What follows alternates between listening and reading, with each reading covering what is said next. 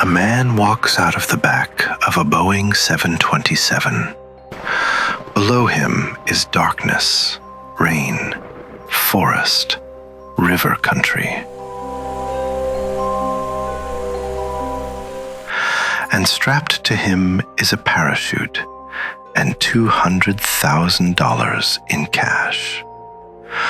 A few hours earlier, he was just another passenger on a short flight from Portland to Seattle. By the end of the night, he had released the passengers, taken the ransom, opened the rear stairs of the aircraft, and disappeared. When the plane landed in Reno, the crew searched the rear cabin. The hijacker was gone. The bomb was gone. The money was gone. All he left behind was a black clip-on tie, cigarette butts, and a case file that investigators would chase for decades. The world knows him as D.B. Cooper, but the name on the ticket was Dan Cooper. And more than 50 years later, nobody has proved who he was, where he landed, or whether he survived.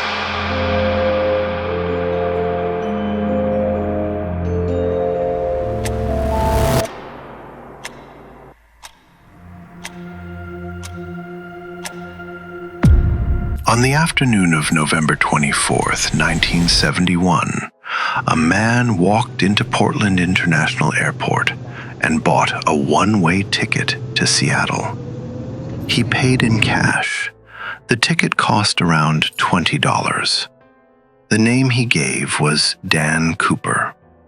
Flight 305 was operated by Northwest Orient Airlines. It was a short regional trip, the kind of route people took without thinking much about it. Portland to Seattle, less than an hour in normal conditions. There were 36 passengers on board, along with a crew of 6. In 1971, domestic air travel was not protected the way it is today. There were no modern scanners, no full airport security process, and no serious identity check for a man buying a short domestic ticket with cash. So Cooper boarded with a briefcase. He was described as a white male, likely in his 40s, with dark hair, brown eyes, and a calm manner. He wore a dark suit, white shirt, black tie, and dark shoes. Some witnesses later remembered sunglasses. He took a seat near the rear of the cabin. He ordered bourbon and 7-Up. He smoked. Nothing about him created panic. Then, while the plane was preparing to depart, Cooper handed an envelope to flight attendant Florence Schaffner. At first, she did not read it. Cooper told her to look at the note. The message said he had a bomb and wanted her to sit beside him. Schaffner sat down. Cooper opened his briefcase. Inside, she saw what appeared to be red cylinders, wires, and a battery-like device. Whether it was a real bomb has never been proven, but inside an aircraft, that question did not matter. The crew had to treat it as real. Cooper gave his demands. He wanted $200,000 in cash, 2 main parachutes, 2 reserve parachutes, and a fuel truck waiting in Seattle. If the demands were not met, he warned that he would do the job. Schaffner informed the cockpit. Another flight attendant, Tina MacLeod, became the main link between Cooper and the crew. She moved between the rear cabin and the cockpit, carrying messages and instructions. For the next part of the flight, most passengers still did not know they were sitting inside a hijacking. The aircraft circled near Seattle, while authorities gathered the ransom and parachutes. The money was prepared in $20 bills, 10,000 bills. The serial numbers were recorded before delivery. The parachutes had to be found quickly, and Cooper's demand for 4 of them created a problem. If he had asked for 1 parachute, authorities might have considered tampering with it. But 4 parachutes suggested he might take a hostage with him. No one wanted to risk handing a sabotaged parachute to an innocent person. At 5:46 p.m., Flight 305 landed at Seattle-Tacoma International Airport. The aircraft was moved to a remote section of the field. Cooper wanted 1 person to approach with the money and parachutes. Tina MacLeod brought them on board. Cooper inspected the ransom. Then he released the passengers. Florence Schaffner and Alice Hancock were also allowed to leave. 4 crew members remained: Captain William Scott, First Officer William Radachak, Flight Engineer Harold Anderson, and Tina MacLeod. The first part of the hijacking was over. The escape was about to begin. Cooper told the crew he wanted to fly to Mexico City. He also gave specific flight instructions.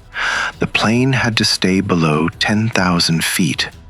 The landing gear had to remain down. The flaps had to be set at 15 degrees. The cabin lights had to be switched off. The crew had to stay forward, and the rear stairs had to be available. That last demand is the key to the entire case. Flight 305 was a Boeing 727, and the 727 had a rear ventral air stair, a staircase that opened from the back underside of the aircraft. Cooper's plan depended on that feature. The crew explained that the plane could not reach Mexico City in that configuration. It would need to stop for fuel. After discussion, Reno was chosen.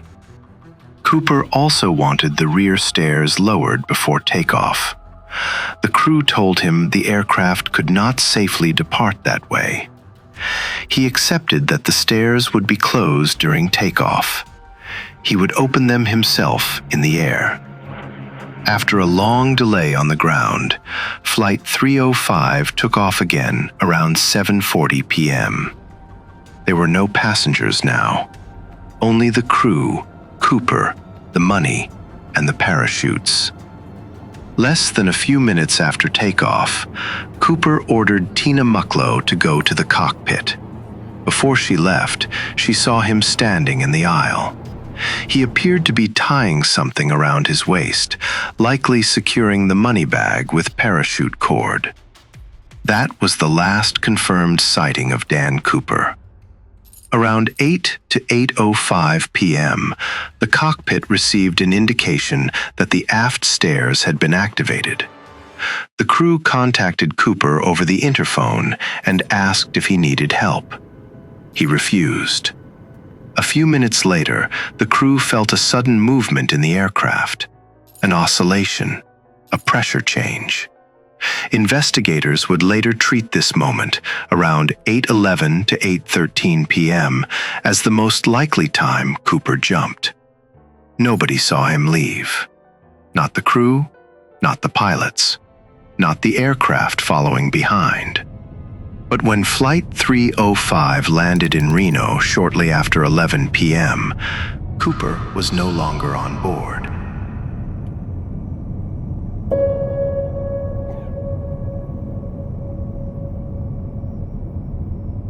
As soon as investigators confirmed Cooper was gone, the aircraft became the first crime scene. FBI agents searched the cabin. They found a black clip-on tie, a tie clip, cigarette butts, 2 parachutes left behind, and the passenger ticket bought under the name Dan Cooper. The briefcase was missing. The ransom was missing. The handwritten notes were missing too, because Cooper had demanded them back before leaving the plane. That mattered. The FBI did not have the original threat note. They had witness memory and copied instructions, but not the clean piece of paper Cooper first handed to Schaffner. Witnesses gave a fairly consistent description: white male, dark hair, brown eyes, likely mid-40s, medium build, dark suit, white shirt, black tie, dark shoes, sunglasses. Based on those accounts, the FBI produced composite sketches and sent them to the public. But before the Bureau could identify the man, it had to answer a more basic question: where had he landed? The crew knew the aft stairs opened a little after 8 p.m. They knew the pressure change came soon after. The aircraft was flying south from Seattle toward Reno. But Cooper had not chosen a detailed route. He had chosen the destination and the flight conditions. The route itself was selected by the crew, along an airway known as Victor 23. That created a serious problem for investigators. If Cooper had planned to meet someone on the ground, the person waiting would need to know where he would land. But the record does not show Cooper controlling the ground route with that level of precision. So the search area had to be estimated. Investigators worked from the flight path, timing, altitude, airspeed, wind, and the likely drift of a parachute. Even then, the landing zone was uncertain.